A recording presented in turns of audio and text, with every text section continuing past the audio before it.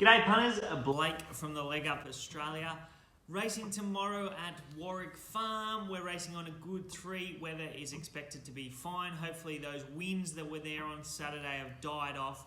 But it looks a nice meeting. There's some nice horses resuming, a couple of good trials. I've pinpointed a few from the trials that we can back and get a result out of. I'm excited. I've got us some winners, so let's get stuck in. I reckon the best bet comes up early in the day. It's in race 1, number 3, CONTANGO from the Bjorn Baker stable. Jason Collett's in the saddle.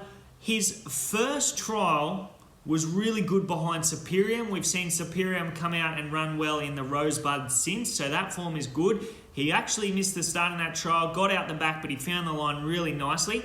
And then they took him to Rose Hill over 900 metres and he pinged the lids, got out in the lead, and the horse outside him, Lucky Imperator, was asked to do a lot more than CONTAGO was in the run home. This horse was sort of cuddled by Natural Willer in the straight, not asked to do too much. He looked to have plenty under his bonnet. Wasn't asked to do too much, so I just think that he's going to be placed on Wednesday at Warwick Farm to win. I think he's going to be super hard to beat. He's a colt by Dundeel, so I just think he is ready to go on Wednesday. He's drawn barrier 6. As I said, Jason Collett's in the saddle.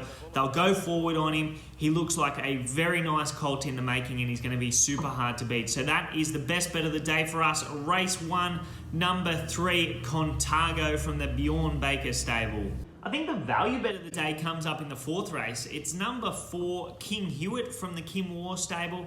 This horse is first up. He's got Tommy Berry in the saddle. He's drawn a little bit awkwardly in barrier 9, but we can leave that up to Tommy Berry. There's $10 about this horse, and I think that is huge overs. He contested a similar race first up last preparation when he was well backed. He was $7.50 to $5.50, and he had absolutely no luck behind Something Fast and Wolfe. What price is Wolfe and Something Fast in this race?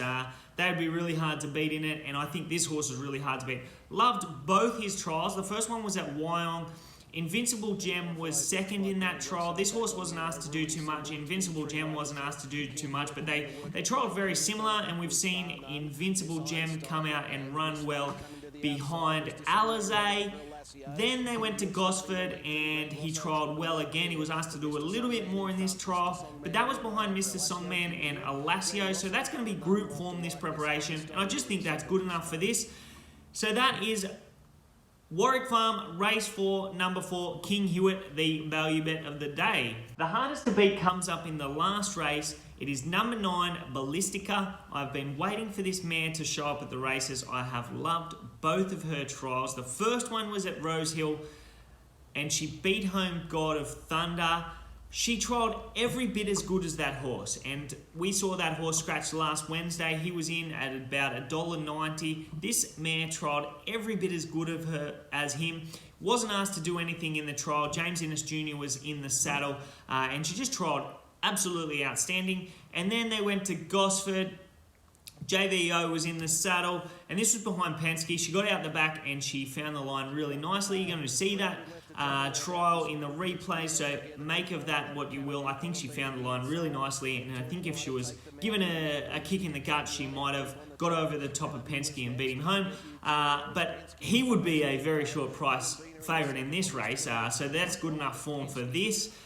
First up last preparation at Kembla, she had absolutely no luck obtaining clear galloping room. She probably could have won the race if she found the brakes at the right time. I think she's improved since. She's got form around Call Me Royal, which is definitely good enough for this. That filly won last preparation on a Saturday, so I think she's going to be really hard to beat, and I think she's been wonderfully placed here. I think she's going to be very well back tomorrow, let's say that. Race 7, number 9, BALLISTICA, the hardest to beat of the day at Warwick Farm. That's it from Warwick Farm. Excited about the weekend, plenty of good racing about. They're racing at Randwick on the Kenzo track in Sydney, but the feature is at Caulfield. Got plenty of good racing there. We've got the Group 3 Vane Stakes, we've got the Group 3 Quizette, and other good racing at Caulfield. There'll be winners at Randwick on the Kenzo, but we can definitely have a look at those 2 races at Caulfield because they're going to be cracking races and the spring is really ramping up. If you haven't yet checked out our website, please do www.thelegupaustralia.com, and you can sign up to our punting strategy emailing list, which is free, and you'll receive all the tips on Saturday. Email will be sent out on Friday, but they'll be the tips for Saturday. So jump on board there. You have absolutely nothing to lose. And if you are going to have a bet on Wednesday at Warwick Farm, please do so responsibly.